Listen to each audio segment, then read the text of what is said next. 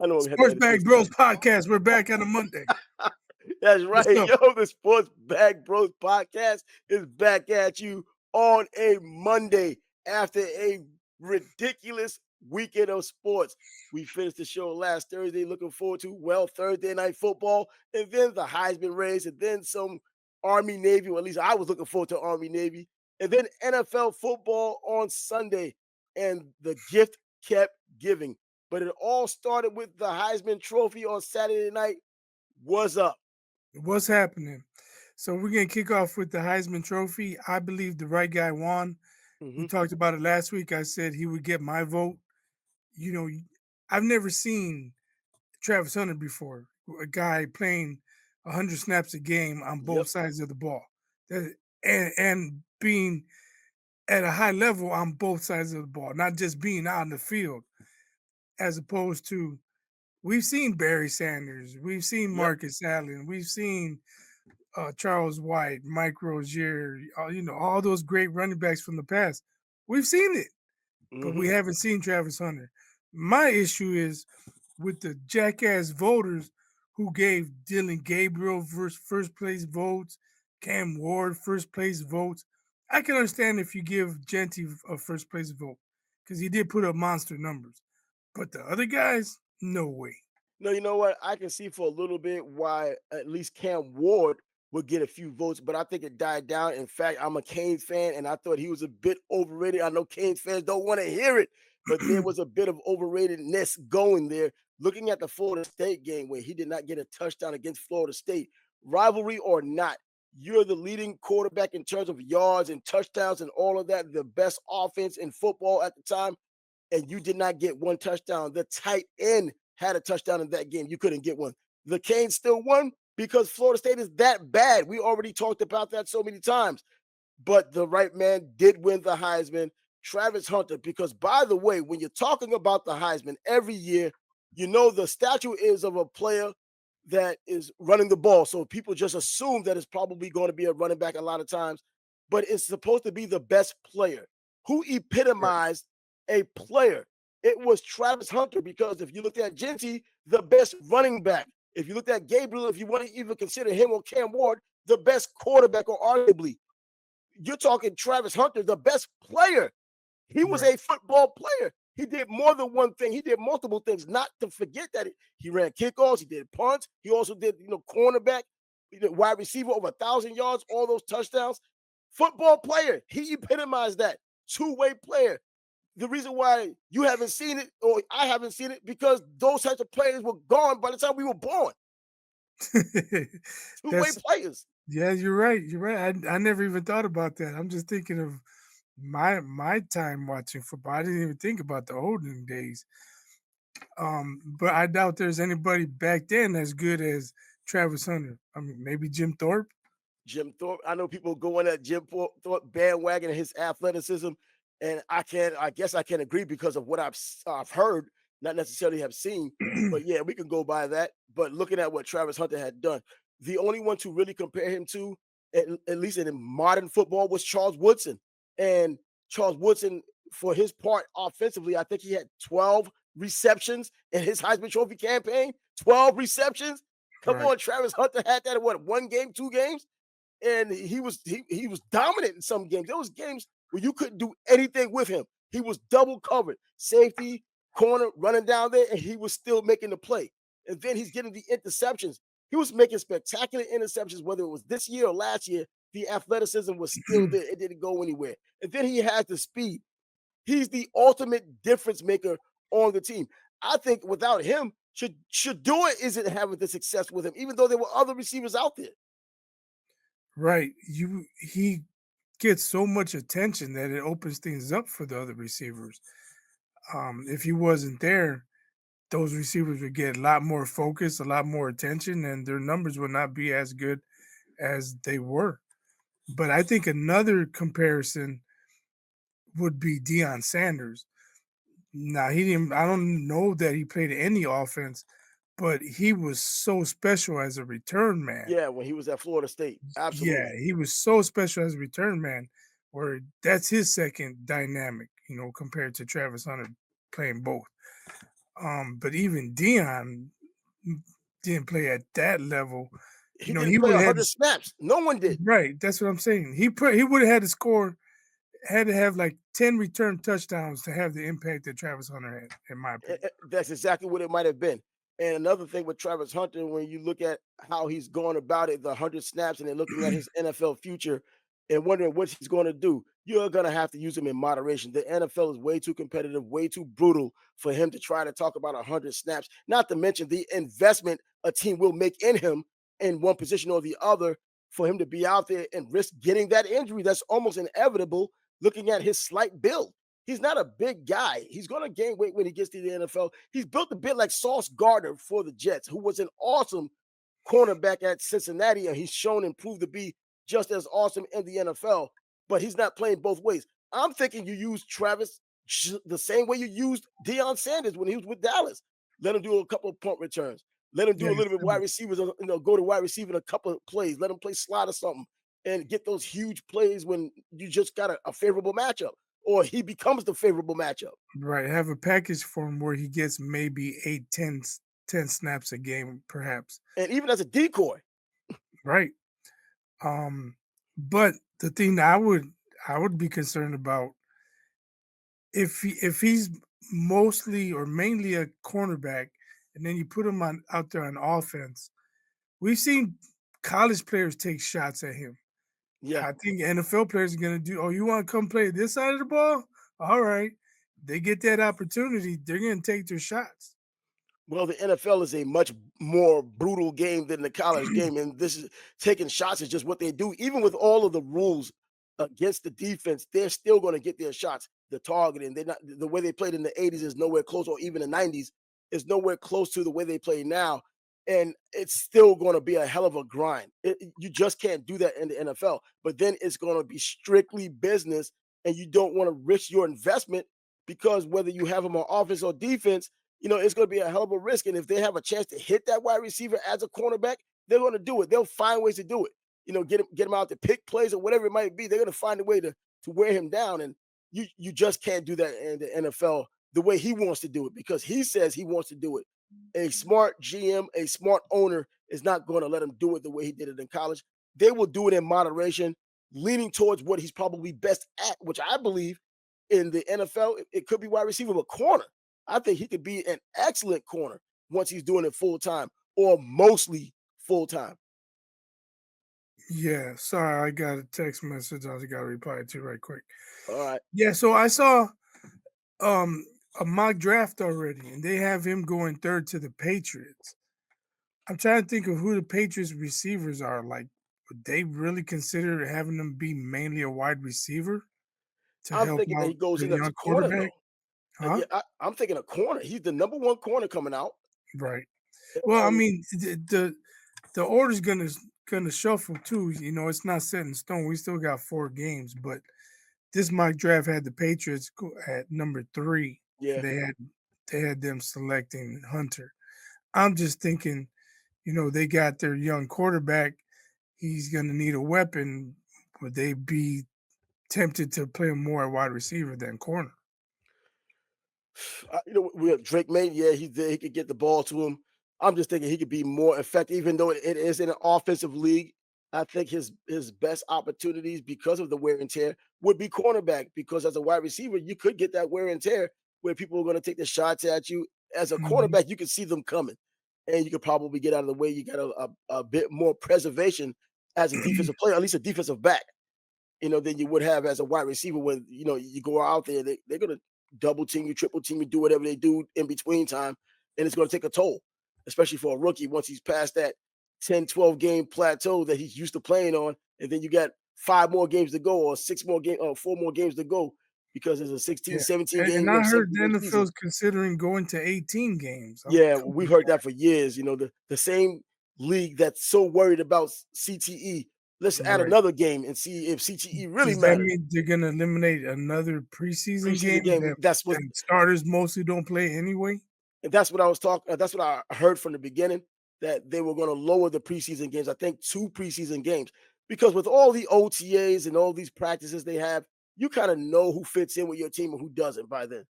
it just gives you extra time even, and you know what? They may even lower the rosters, I guess, shrink the rosters a bit so they don't have as many people to look at or try to find out.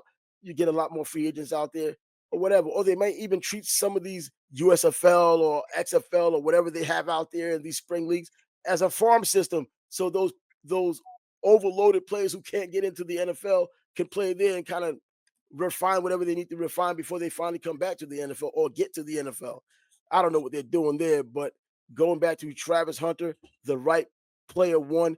I think, especially for Canes fans, the insult was Cam Ward being number 4. I think Dilon Gabrielle just happens to be the quarterback of an undefeated team, the number 1 seed in the college playoffs that's coming up, and he got more attention than that, for that. I don't think he did anything special. And just notice what the deal was with these players.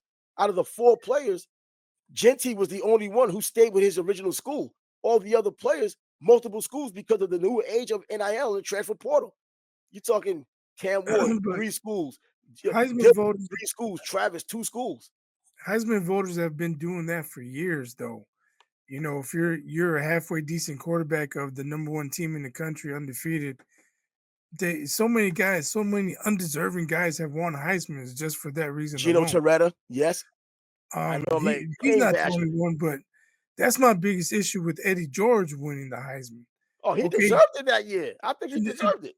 why? Tommy Frazier put up crazy numbers, and that team beat the shit out of everybody. Yeah, yeah, they did. And if No, you're gonna no, vote for quarterbacks no, he was in the for running, number 1 absolutely. teams, Yeah, Tommy was in the running. He was in New York for it. he finished second. Yeah, and I think, but Eddie George that year in particular, the way I watched a lot of his games in New York, they showed a lot of those Midwest games, and I saw the way the brutal yards and the big games that he played in. But What Nebraska big played in big games? games What big too. games? They weren't in the national title hunt.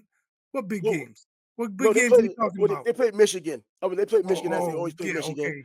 Big Back then, they what probably weren't Northwestern even was top 10 that year. who? Michigan. Michigan was in the top 10 that year. I don't know, I'm saying they probably weren't, but we're No, talking you I said think big I think they games. were in They the didn't top play 10 for that no year. national titles that year. But They either didn't way, when I they saw didn't Eddie beat George no top play, 5 teams that year. he was Nebraska he did. was a good player. No, Nebraska did, but they had the entire team. But Tommy Frazier was that offensive guy, that offensive player that you had, and as dominant as that entire team was, I still think Ohio State had a great team. They had bad coaching because that Michigan team kept beating their asses, even though Ohio State had the better They team. still beat them. They still beat their Still asses. beat them now, man, with Ryan Day. I didn't mean to hijack the conversation, man. We No, getting no, off you topic. got a point there, but Eddie George, I just saw him and I was like, you know what? I wasn't disagreeing that he should have won the Heisman. Maybe it was a little bit of Tommy Frazier shouldn't win because he did beat up on Miami or whatever he might have done. But nah, I like Tommy Frazier when he was with. I liked watching him when he was at Nebraska. Florida boy and all that. He was just a damn good player, one of the I greatest mean, ever. can you imagine if Peyton Manning was the only player to be the MVP of 3 straight national championship games? But he's not. Tommy Frazier is. He didn't even get to one. They got to a I'm just championship saying. after he left, I'm just and T. saying. Martin got him there.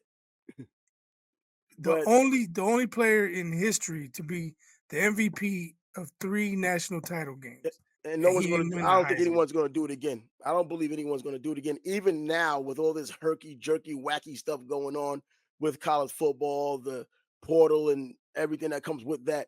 But yeah, going back to the original point of all these players coming from all these different schools and ending up here, only Ashton Jeanty played with his original school, which is Boise State. And some thinks that if he were to stay, not go to the NFL, he probably will transfer. No, he's going to the NFL. There's no reason why he should not go to the NFL.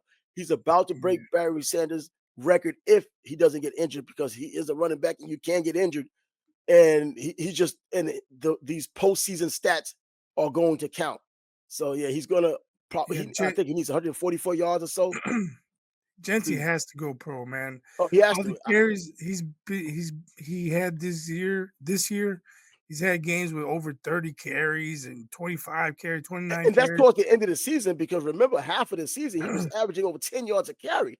So he wasn't getting But the I'm ball that saying much. He was just running breaking those backs big plays. have a short shelf life, and that's a lot of wear and tear. You don't And want to that go is, through but another and college year last year he had some good yards. In to fact, get I that think bag. going into this season, he was the leading rusher coming into this season. So yeah, he needs to leave, and I don't think that anyone in their right mind would tell him not to leave. And I think he's one of those special running backs, anyhow. The last one I keep saying, the last one I thought was a special running back who just did not hit the mark was Melvin Gordon coming out of Wisconsin. He never really lived up to what I thought he should have been or would have been. But I think Ashton Jeanty is that special player. I did not think the same thing with B. John Robinson coming out of Texas. There was a few running backs. Jameer Gibbs, I picked him as rookie of the year last year in the preseason, but not because he was going to be dynamic and just be one of these elite running backs. I just thought catching out of the backfield and what he can do in the backfield and just those little things, that explosive plays would have been enough to get him there. But no one counted on CJ Stroud being as great as he ended up being, at least in his rookie year.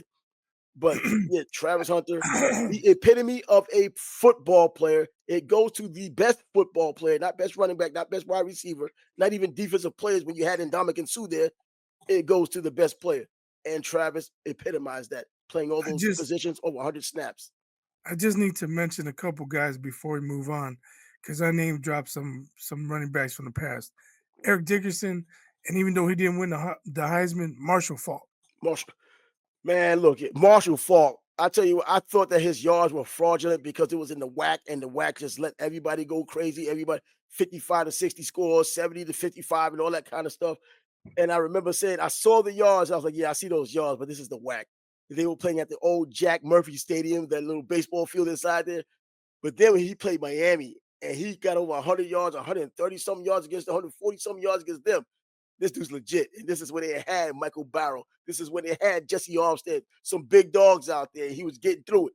And he came to visit Miami and did that. So I'm like, okay, that hung up right there. But yeah, that's a dude that Yeah, should have won the Heisman Trophy at least once because he kept doing it. yeah, definitely. But yeah, so yeah, put a lid on that Heisman Trophy talk. I know you probably didn't watch the Army Navy game. I don't know what Vegas is one of my. I don't know what Vegas was thinking again when it came down to this game. 6.5 points for Army, and then it went down to 6. I think when the book did close, Navy absolutely dominated them. I felt that would happen. Take the money line. Should have said that anyway. The reason why, because they mimic one another as they do all the time with their option offenses, and their defense was pretty stout. Only Notre Dame really blasted them out of a blitz. Well, actually, Navy got blasted by what's it, Tulane or Rice, by like 35 points, 35 nothing. Tulane 35 nothing. So, but Army was the one holding it together defensively. The difference was Navy could pass the ball. Blake Horvath can pass the ball. He could do something effective throwing the ball forward, and that was the difference in the game. So yeah, Navy ends up winning that one. So now and the Celebration Bowl, if people keep up with that one, I think the first bowl game of the year, the Black College National Championship game, Jackson State, without Deion Sanders, finally wins the Celebration Bowl, beating South Carolina State, who's won the Celebration Bowl themselves in the past. So put a lid on that. South Alabama wins, comes from behind to win their bowl game. And I was looking forward to Gio Lopez, who I've been on top of this. I look at the Latino connection with Gio and Diego Pavia for Vanderbilt. And then, of course, Fernando Mendoza for Cal, who's now in the transfer portal, and people are looking at him. And Gio didn't even play in that game. So I'm wondering if he's even coming back, even though he said he will be back. Talent-wise, I think he's the more talented of the three I've mentioned moving forward. Redshirt freshman, Madison, Alabama, had a damn good redshirt freshman year. So the sky's the limit for him moving forward. But now, enter the NFL. What's go Detroit? We got to start with Detroit. Crazy, man. 48-42. That's a college game score right Bro, there. 90 Ugh, points scored in take the crazy, over. man. Come on now. It- Man, but Josh Allen, that dude, we've been talking about him for a few weeks now. He's rolling.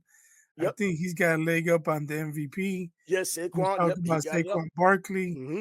People, on the morning show saying Saquon or the Eagles are the best team. They very well could be. We'll see what happens. But man, 48-42, the Bills just couldn't be stopped. Nope. Um, but give the Lions credit; they hung in there. They almost had a chance But to they were come back. at home. But check this out. The They, injuries. they're The missing so Lions, many guys on defense, bro, man. the injury bug hits again. They're getting the injuries now. This is what's going to prevent them. Now, Montgomery may be out for the season. They're Oh yeah, I talking saw he got a sprain or torn uh, uh, MCL. uh, they're going to get a second opinion. So they're not really saying anything torn, even sprained this late in the season is a problem if it's that, Yeah. depending on the grade of the sprain. But this is what has been what's helped their team all year. This has been the catalyst for everything they've done with the team, even though it's just the offensive side of the ball. But I think it really set the tone for the entire team.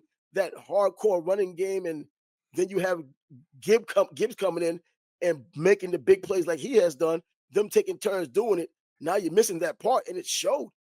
It showed. Now you have just Gibbs there. I know you can probably bring somebody else and then try to play that other part, but those two had it going so well, like a well-oiled machine. And now they get this injury, and now they have other injuries. And you look at the laundry list of injuries. This is probably going to be what stops them. Not football IQ, not coaching, injuries, and it is the NFL with Right. extra game added. I'm sure Dan Campbell, he's wondering like, how did they put up 48 points on us? You know that. In Detroit, You're right. And the Lions defense has been pretty solid for the last it couple of has. years, but the injuries are starting to mount up, and the Bills came in and exploited them. And as many times as I've said, Jared Goff is just, I never been in love with that guy, even at California, in California, when he played for the Golden Bears. I didn't think he was that great of a quarterback. I thought he'd be okay at best. And then he goes out. When do you ever throw for 404 yards, 5 touchdowns, no picks, And and lose lose. the damn game? Yeah. You helped somebody's fantasy football team, and I'm sure. Yeah, well, you know what? It's probably only right because the week before, Josh Allen threw for 3 and ran for 3 Ran for three, touchdowns still and lost the lost. damn game. So, karma comes around, I guess. That's just insane. Looking at the numbers, and it's a pinball machine. Over 1,000 total yards between both teams. I think that's goes without saying. Just seeing how these both quarterbacks just played, and man, and now Detroit loses, but the injuries, though, like you mentioned, the injury bug is probably going to be the reason why, man, they may not get to that destiny. I'm still hoping and wishing that they do something and get there. And I'll be happy to see them get there. But hopefully they get some of these players back. Now, some of these are season-ending injuries, but they can get some of these players back. So if they do get to the Super Bowl, there aren't that many excuses available if they were to lose the Super Bowl. Get there and win it. But the way things are working out, and look how this week has worked out, because now Patrick Mahomes, a severe high ankle sprain. A high ankle sprain by itself is already severe. Now you're talking a severe high ankle sprain? Bro, is it broken? Come on. Yeah, it's unfortunate. What, you think they should sit him? Right now, they're ahead in their division, but sit them if you can. Yes, I think you lose your seeding because you're going to lose a game or two. Yeah. So you're going to lose your Well, seeding and not have the advantages. but I think they're up a game at least on. No, the Bills have lost 3, so Yeah, they're up 2 games, I think.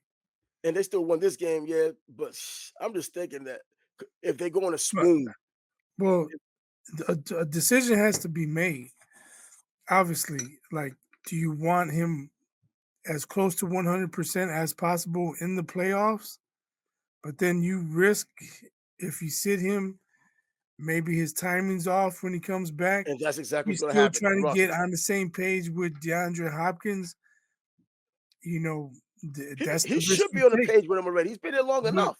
yeah, I'm just saying. But it's in during the season. It's not like they've had camps to work on things and get their timing down.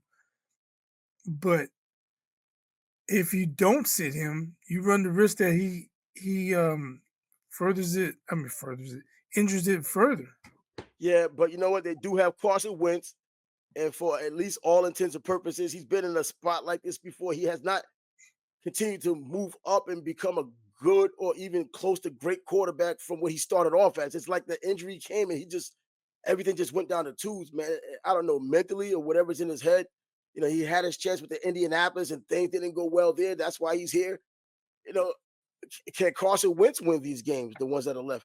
The Yeah, AFC West is sneakily better than anyone probably expected. Now that the Chargers, even though they did they did lose and get blown out by Tampa. I'm thinking that he's good enough to win the rest of the games they have. I don't even know who the hell is the rest of the teams on their yeah. I on was their just thinking. I don't know on their who's on their schedule. schedule. Matter of fact, let me go check because you can look and see who's on their schedule. And I don't know, man, They because already played the Panthers. If they had the Panthers next week, I'd definitely sit oh them. yeah, But I'll take Carson Wentz and the whole deal with that, man. Well, they got oh god, it's tough. And even the surging Broncos in a division game is a problem, and they're playing yeah, in Denver in that last game of the season. They have the Steelers and the Texans, bro. Teams with playoff aspirations, including the Broncos, having an yeah, opportunity. yeah, Far it's fetched, tough. but still a sneaky team at home, and you still have Peyton, and you still have Bo Nix growing, even though he threw some picks yesterday. But you can see his growth. But the Steelers is still it's always a tough So out or a tough is that in. who they have next week? The Texans next week. They're playing the Texas Texans. Then they next go week. to they end the season going to the Steelers and going to the Broncos. That's pretty damn tough. Yeah, I think I'd sit him at least 1 week. If the Texans get us, I'd be like, okay, well, he's got another 7 days to Yeah. get better. Sit them against the Well, actually, Texans. no, because they're gonna play Christmas Day.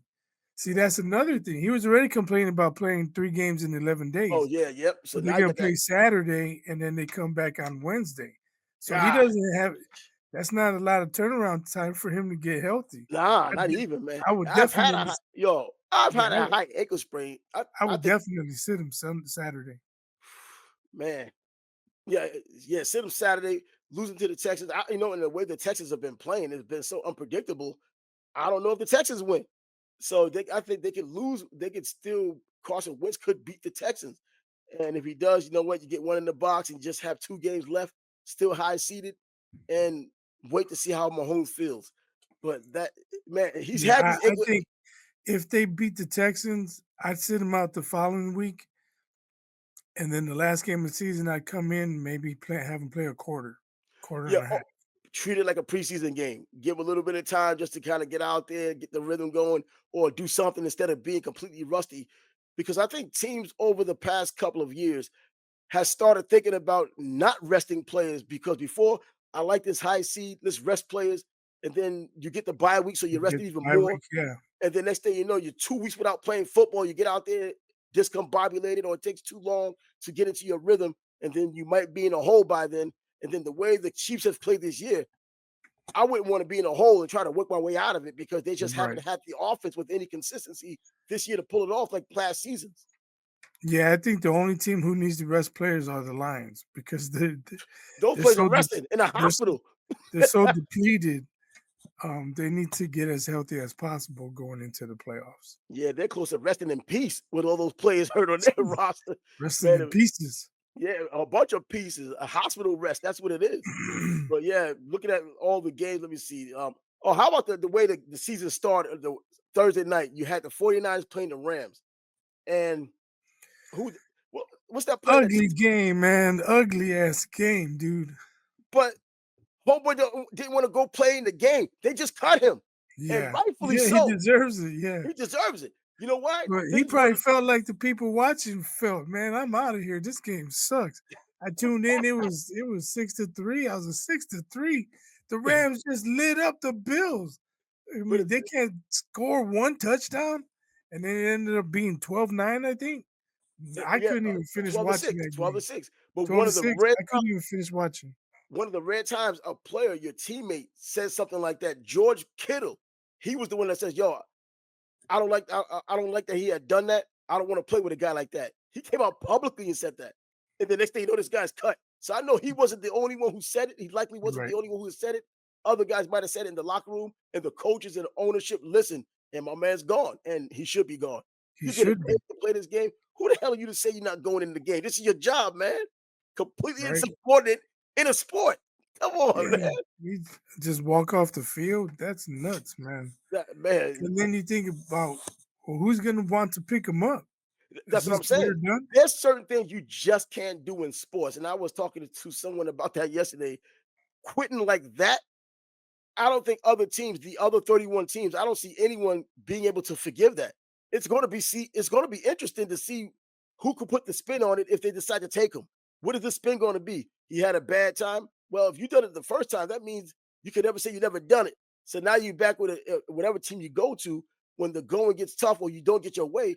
Do we see part two?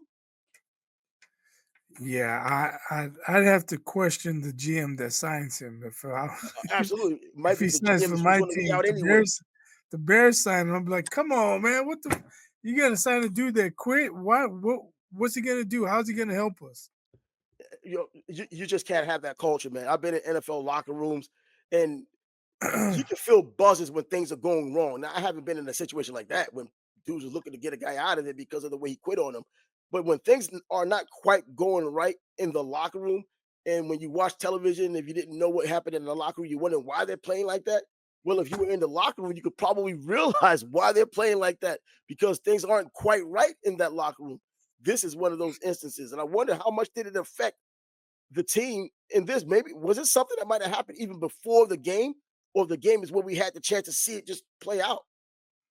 Yeah, I was just thinking. I'd like to know the specifics. Maybe he's got something going on in his head and he needs counseling or something. Maybe he needs to see a psychologist. If he comes out and he explains himself and he does have a mental situation going on, then he goes and seeks help and he comes back and like, okay, I'm dealing with this. I'm on the road to recovery. I'm gonna be better. Then under those circumstances, I say he deserves a second chance. But as it stands right now, I don't want no parts of him on my Oh, team. absolutely not. Not even for my bad Jets. I wouldn't want a guy like that. Even if he helps out, don't need him. He probably wouldn't help out anyway. But anyway, speaking of those Jets, they were able to come down to Jacksonville yesterday in a game I did not go to because I thought the better of it. And I still think I did the right thing by not going. But I watched on television a, a pretty interesting game because of all the points that were scored. The Jets finally scored over 30 points for the first time this season, and they win in another awkward 32-25 game. That's a that doesn't happen often in the NFL, getting a score like that ends up being the final score. But the Jets end up winning a sloppy game. I mean, Aaron Rodgers looked pretty good, but Devontae Adams had a hell of a damn day. I mean, but you're supposed to do that against the Jets. I mean, Joe Yeah. Flacco had the Indianapolis Colts playing well against the Jaguars, owning the secondary. So it's nothing new. But then to think about the Jets doing Jets things, I find out the Jets didn't take Bill Belichick's call. He was interested in the Jets job. Who the fuck are they? Who do they think they are? I Unbelievable, man. don't. I'm like, that thing blew my mind when I first heard it. And for people who are Jets fans or just know New York sports, he was the Jets coach for 24 hours years ago before the Patriots job. Because of course, you had that tuna bowl or that tuna thing with Bill Parcells and Yeah. him going at it with the Patriots owner. And next thing you know, he was like, I quit the Jets because he knew that they were going to try to get Bill Belichick. He thought by quitting the Jets that it automatically was going to make Bill Belichick take the Jets job and not go with New England. And as it turned out, he was like, yo, no, I got a mind of my own. I want to see my options. Because I remember it said, you're it. That was the headlines in the newspaper the next day. You're it. Parcells resigns, and Bill Belichick is the new coach. You're it. And then the next thing you know, he left after 24 hours. The rest is history, as he ends up being at least up there with among greats in terms of coaching in NFL history. But then now, Woody Johnson, you're not taking Bill Belichick's call. You're not even entertaining the thought. Fans are going crazy about it now. Now he's in North I, Carolina. I, I don't blame him. I don't blame him. You know where I stand. And I'm seeing thumbnails on YouTube. Belichick going to Carolina is like a big middle finger to the NFL. What if he thought he was going to get hired at the NFL with an NFL team? He would not have even gone to college. Get real, fuck out of here with that But, bullshit. but what was the reason of not at least the Jets not giving this guy? They were a team that was willing to look at He's 72 and he has no track record of winning without Tom Brady. Marv Levy, bro, was old as rocks when he was coaching with Buffalo, and that dude kept winning the winner. He had Jim Kelly though, and a whole bunch of other offensive weapons, and then Bruce Smith and Down Talley on the other side. But You man, you put you put Bill Belichick and Aaron Rodgers on the same no, team. no, I don't even want Aaron Rodgers back. Well, I'm just Forget saying about it, they have Aaron Rodgers already causing problems. They want to bring in Bill Belichick. Nah, I man. wouldn't have taken that call neither. Thanks, but no Yeah, thanks. but that just blew my mind. I was like, Jets being Jets. Even just watching a win and a pretty exciting win between bad teams to see who could be the worst or who wants to pick first or early in the draft. Those two come and they end up like that. And then you hear this story, and I'm like, man, come on. The gift that keeps on giving. once again. This time, the tis the season to be given, and they're just giving fans another reason to get pissed off at him. So yeah, so Yeah, and well, now at least your team doesn't get to be on national TV tonight and I was about to say get that their tonight. teeth kicked in. Really, you think it's going to be that bad? I mean, They it's the already they Vikings. They're on already the road. quit. They already quit. Montez Sweat, I believe, is out for the season with a knee injury. Oh, I didn't know that. You know that Brisker's already been done. That defense is nowhere near what it's supposed to be, and they have nothing to play for. What are they playing for? I Paychecks. mean, you see what you see what happened last week against the 49ers. It's like half of them didn't even get off the plane. So Man, and they it's take gonna that be check. ugly tonight. It's gonna be ugly tonight. I've I been don't know. I've been telling you all season, man. I hear the talk on the radio. I've been telling you, and then after I told you the wheels were wobbling, and then The whole card is over. they lost the Hail Mary game. I told you the wheels are off. The wheels are off, and then they haven't won since. They were 4-1. They're now Yeah. 4-9. And now they're looking for a new coach, and all coaches are popping up. Eric Bieniemy's name is going to be out there eventually because now UCLA didn't get him for a second season. They did the usual amicable separation allegedly, but if it's Eric Bieniemy, what's amicable about that? So I don't know. He'll be in the mix as far as one of these coaches looking forward to getting a job.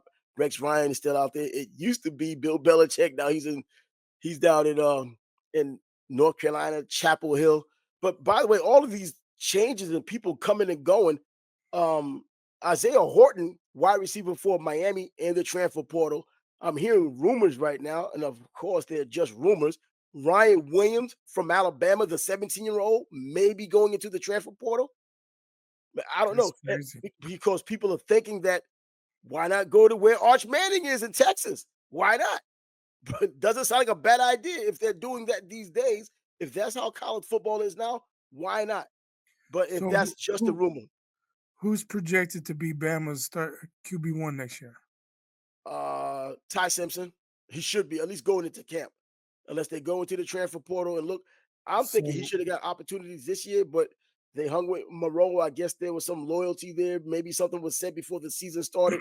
The board being the new coach, that's not his guy. Ty Simpson isn't his guy. But he knows that he's looking at his NFL prospects, so he lets him do what he has to do. Alabama didn't get to where they wanted to get, but Ty Simpson he's good when he's out there. He looks good. He's definitely shown some improvement from when he was early on when they were getting beaten down 2 seasons ago.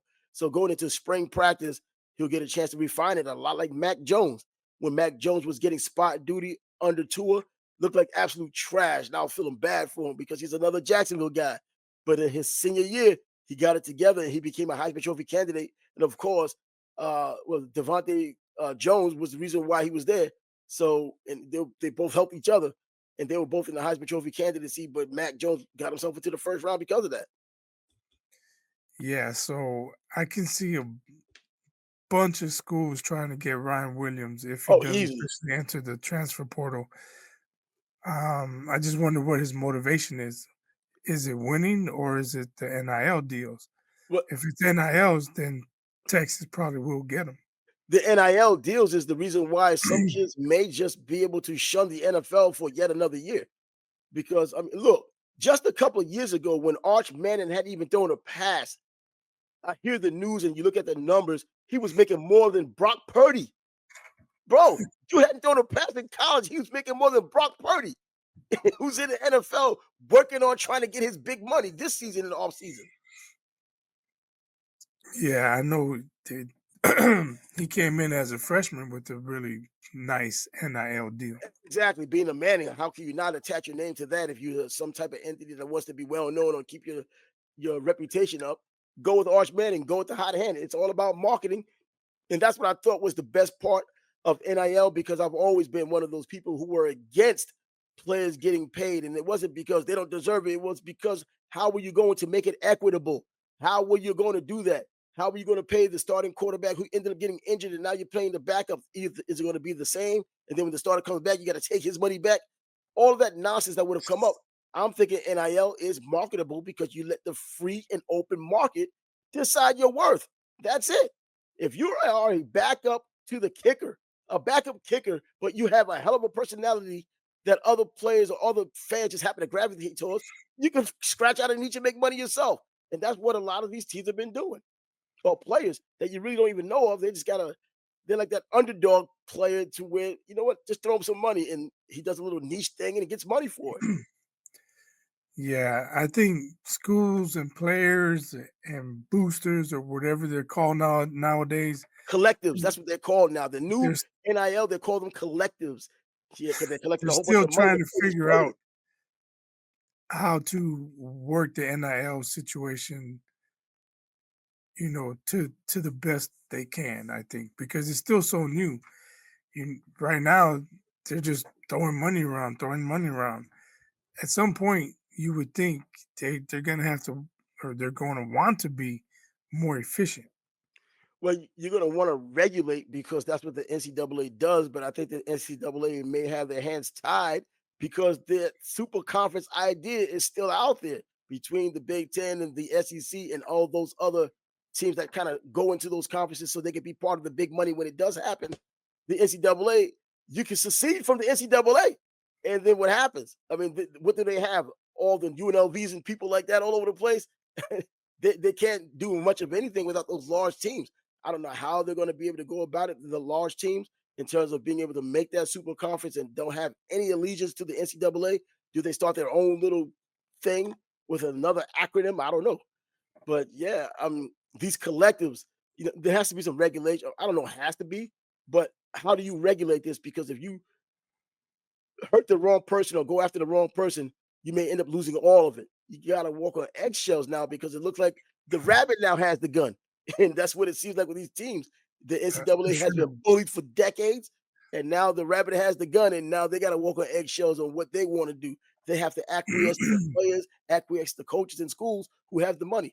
And now you talk the SEC, you're talking Oklahoma and Texas, all that money, along with the traditional SEC powers, being in pretty much running football. But Yeah, that's true. I mean, I said it last year when the Big Ten announced they're bringing the West Coast teams and Oklahoma and Texas were going to SEC. I could see a day where those conferences have their own tournament. yeah, and I think it'll be they'll keep that money to themselves, and as long as you can continue to make more and more money, those 30 teams, I think that might be a good number. 30 teams that end up being in both of those conferences, or even more. You're not going to kick out Northwestern or kick out Vanderbilt. No, you'll keep them in because it helps you look good in terms of your academics. So it helps out. So whatever they end up with, 30 or or thereof, you be able to have all that money to yourselves and don't have to kick out the money to those other. You don't have to subsidize other people, kind of like the WNBA. But that's I, another story. We can talk about I it on think Thursday. I think the key in the long run is going to be where does Notre Dame go? Now they're going to have to. Before they were the golden child, and they talked about the NBC contract. Now they have to go somewhere ultimately because everybody else has a lot more money going on than they do. They're no longer the leaders with money. Everybody's just gravitating towards Notre Dame. All of these other football programs. I mean, Texas was already ahead of Notre Dame money wise, but now you have other teams. If all the money's going to be in one pot, they're going to force Notre Dame's hand. They can have the ego all they want. Their hand will be forced, and Notre Dame's going to be forced to make a decision. You won't be able to say we'll do ACC basketball, but we'll still be independent football. You're going to have Right. to do something to make a decision, or they'll keep you out of their reindeer games. Kind of like almost which happened this year. Hmm. They couldn't win a Well, division. yeah. Let's say Indiana beats them. You know, I live in Northwest Indiana. Yeah, Most of people up here are Notre Dame fans, and they're complaining, well, we can't get a buy, this and that. I'm like, man, just tell them to join the conference, that's then it. maybe you get a buy. Stop whining. Yep, Yeah, exactly. exactly. They put the pressure on them that way. Take that nonsense somewhere else, man. But anyway, finally, I think we could talk about the way now they think that because Coach Prime has coached the way he has, I think just pick up any NFL player now or any NFL player with a personality, you might be able to help our team. Mike Vick is in talks with Sacramento State now to become their head coach. Eddie George is doing it at Tennessee State, but he didn't have any personality. He wants to be an actor. And they're not doing well at Tennessee State. It's an HBCU. They're not doing what Deion Sanders teams were doing at Jackson State, even though Jackson State did not win a black college championship, at least with the Celebration Bowl. Until this year, they just beat South Carolina State last Saturday. So now you got these old former NFL players now getting these jobs. I'm thinking people are trying to catch lightning in a bottle. And you go back to it, looking at what Jim Harbaugh when he went to San Diego, playing those, coaching them, and then he went to San Diego State, then he went to Michigan, and then now he's way well to the NFL, and then he came into Michigan, and won his national championship. So we'll see what happens. It'll be very interesting. I just don't see Michael Vick having the same type of I charisma neither that, do that I. Deion Well, Sanders has. every dual Uh, threat quarterback wants to play for him now. I don't think that's going to even be the case either, man. I don't think so. Yeah, I because he mean, had a dynamic career, but not Coach I Prime. don't want I don't want to end his career before his coaching career before it gets started. I just have questions. Yeah, me too. I, I mean, all these guys, I think, know football. They played on the highest level, so they do know football X's and O's. But putting all these egos together, and now with these kids with these super egos and flaky mindsets all coming together, you now have to come up with a whole new brand of chemistry to see if it all works. Because transfer portal, you can't say the wrong thing to a player because even if you give him burn, now he wants to go somewhere else. Everybody's looking for the next opportunity. And at Sacramento State, I mean, what this Cascativo for Arizona State, he came from there, Sacramento State. And then so they do get quality players because he now transferred to Arizona State, one of the top rushers in the country, hell of a running back. He's going to be a second, third round draft pick himself. I think second round. He thinks he's the best in the country, but that's just him saying it. So yeah, Cody Schrader came from Truman State, Division two school, fifth string running back at Missouri, ends up leading the SEC in rushing, doesn't even get drafted, goes to I think with the San Francisco's undrafted rookie. Now he's on the practice squad and with the Rams. So either way, so I think that's gonna be it for now. The hard clock had to hit. So, anyways, he's Biased Untried, and the Sports Bag Bros podcast will come back at you on Thursday. And the way news is coming this time, and all these bowl games starting to percolate, there's certainly going to be something to talk about. And the NBA unofficially starts on the 25th, which is Christmas of next week. So we're getting closer to that as well. So until then, deuces. Peace.